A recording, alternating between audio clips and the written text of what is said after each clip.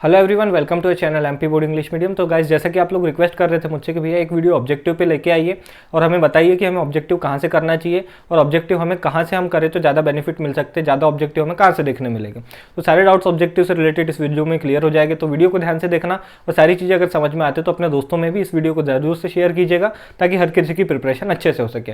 तो डायरेक्टली हम पॉइंट पे आते हैं और हम बात कर रहे हैं ऑब्जेक्टिव टाइप क्वेश्चन की। तो आप लोगों के सारे सवाल को मैं एक एक करके काउंटर करूंगा। इस वाले वीडियो में हम सारे सब्जेक्ट के ऑब्जेक्टिव की बात करेंगे, चाहे वो फिजिक्स हो, चाहे केमिस्ट्री हो, बायोलॉजी हो, इंग्लिश हो, हिंदी हो, मैथमेटिक्स हो, वॉटेवर भी आप लोगों का जो भी सब्जेक्ट हो।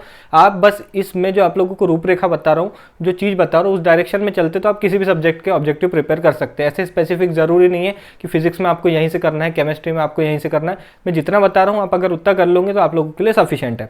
ठीक है गाइस, सबसे पहले बता दूं कि ऑब्जेक्टिव क्वेश्चन जो होते हैं ना, वो आप लोगों के सब्जेक्टिव क्वेश्चन के कंपैरिजन में टफ होते हैं। ऐसा मैं क्यों बोल रहा हूँ? देखो गाइस, ऑब्जेक्टिव होता है वन वर्ड आंसर, यानी सीधा आपको एक ही चांस मिलेगा और एक ही तीर मारना है। अगर वो निशाने पे लगा तो सही है, अदरवाइज आप लोगों की जो चांस है वो जा चुकी है।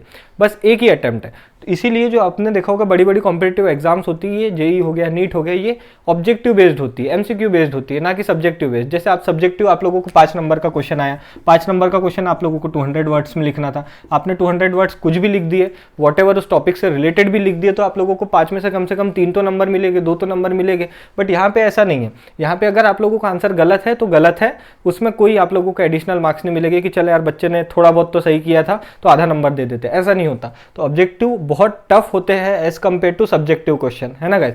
अगर आप लोग ये सोच रहे हैं कि अभी तक मैंने सब्जेक्टिव क्वेश्चन तो प्रिपेयर नहीं किए पर ऑब्जेक्टिव कर लेता हूँ क्योंकि ज़्यादा नंबर इसमें भी आने वाले हैं, अगेंस्ट 27 के आसपास आप लोगों के नंबर ऑब्जेक्टिव कैरी कर रहे हैं, तो ऑब्जेक्टिव को इस तरह से मत लेना कि ये तो हल्के में हम ले लेते हैं, कहीं से भी पढ़ लेंगे, इतना तो करके आ जाएंगे। नहीं, आप लोगों की मेन प्रायोरिटी होना चाहिए सब्जेक्टिव क्वेश्चन। जब आप लोगों के सब्जेक्टिव क्वेश्चन हो जाए उसी के बाद ऑब्जेक्टिव क्वेश्चन की प्रिपरेशन करना। अगर आप सही में ऑब्जेक्टिव के लिए प्रिपरेशन करना चाहते हो कि एक एक नंबर के भी क्वेश्चन मुझे प्रैक्टिस करना है, तो आप ध्यान से सुनना उनको, आप लोगों को कहां से करना है, कहां से प्रैक्टिस कर सकते हो। बट अगर सब्जेक्टिव क्वेश्चन नहीं हुए तो पहले उन पे ध्यान दो, क्योंकि ऑब्जेक्टिव ऐसा है ना, हम कहीं से भी जुगाड़ करके लिख सकते हैं। बट सब्जेक्टिव क्वेश्चन आप बताओ, अगर आप अपने सामने वाले से एक ऐसे इशारे पे 1 नंबर का तो क्वेश्चन पूछ सकते हो, पर 5 नंबर का पूछ सकते हो क्या? 4 नंबर का पूछ सकते हो क्या? नहीं ना।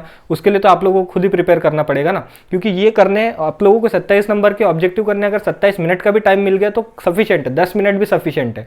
बट ये क्वेश्चन ऐसे होते हैं जिसमें 3 घंटे भी कम पड़ जाते हैं। तो पहली प्रायोरिटी पे रखो सब्जेक्टिव क्वेश्चन को। जब ये अच्छी तरीके से प्रिपेयर हो जाए तो फिर उसके बाद ऑब्जेक्टिव करो। अगर किसी की सब्जेक्टिव प्रिपेयर नहीं हुए तो वो क्या कर सकते हैं ऑब्जेक्टिव के लिए, वो भी मैं बताने वाला हूँ वीडियो में। देखो ध्यान से, देखो अब ऑब्जेक्टिव की बात आती है कि भैया हम करें तो करें कहाँ से। तो देखो, ऑब्जेक्टिव प्रैक्टिस करने के लिए सबसे पहले आप लोगों को बता दो, एमपी बोर्ड के जो सेट पेपर की, जैसे पिछले वाले वीडियो में मैंने बात की थी, 2 सेट पेपर्स आए हैं, उनको अच्छी तरीके से लगा लो। ठीक, अगर आप लोगों के त्रैमासिक परीक्षा हुई है, हाफ ईयरली हुई है, तो उनको अच्छे से लगा लो। यानी एमपी बोर्ड की आप 12th में हो और 12th के जब आपका 12th वाले सेशन में जितने भी पेपर हुए हैं जो बोर्ड की तरफ से आए हैं, है ना, चाहे वो प्री बोर्ड के बोल लो, चाहे सेट पेपर्स बोल लो, त्रैमासिक परीक्षा हो गई, तो ऐसे जितने भी पेपर्स है उनको लगा लो, है ना। देखो, ऑब्जेक्टिव लगाने के लिए आप लोगों को ऐसा तो नहीं है कि एक ऑब्जेक्टिव रटते बैठोगे। एक बार अगर आपने आंख से देख भी लिया कि ये ऑप्शन है, 4 ऑप्शन तो रहते हैं, उसमें से आप लोगों को बस देख लेना है कि वाला सही था, तो दिमाग में ऑटोमेटिकली फिट हो जाता है। तो यहाँ आप लोगों को सबसे पहले सेट पेपर्स में देख लेना है। अगर ये हो जाता है तो फिर प्रीवियस ईयर के क्वेश्चन देख लेना। जैसे मैंने मेरी पीडीएफ में दे रखे फिजिक्स केमिस्ट्री, है ना, 12 साल के ऑब्जेक्टिव दे रखे सीक्वेंस में, एक बार उनको देख के चले जाओ।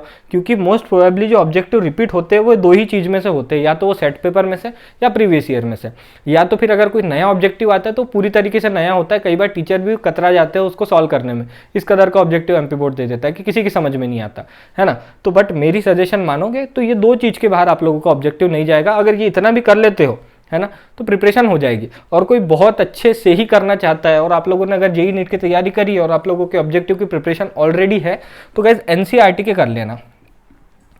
एनसीईआरटी में कई जगह fill in the blanks, match the pair, है ना, टिक द करेक्ट, इस तरह के क्वेश्चन दिए रहते हैं 1 वर्ड, तो उनको कर लेना। उसके अलावा आप लोगों के ऑब्जेक्टिव इसके बाहर से नहीं आने वाले।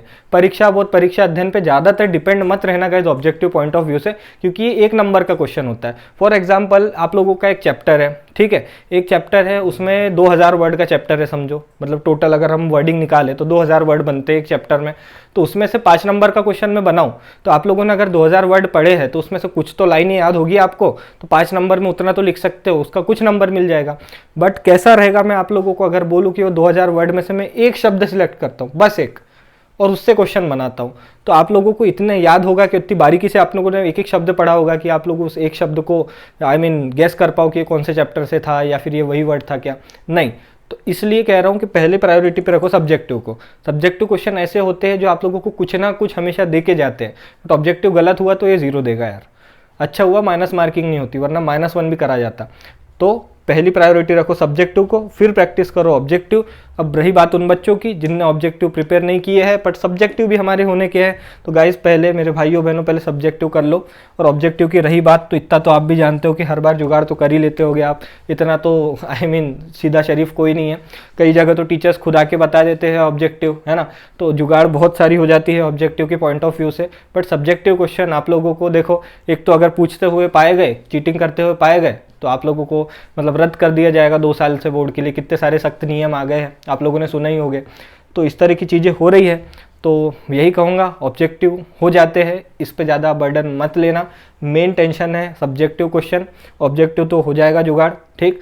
अगर जुगाड़ नहीं करना है, अच्छे से मेहनत से करना है, तो आप लोगों को तरीका बता दिया, फॉलो कर लो, 101% ऑब्जेक्टिव यहीं से आएंगे।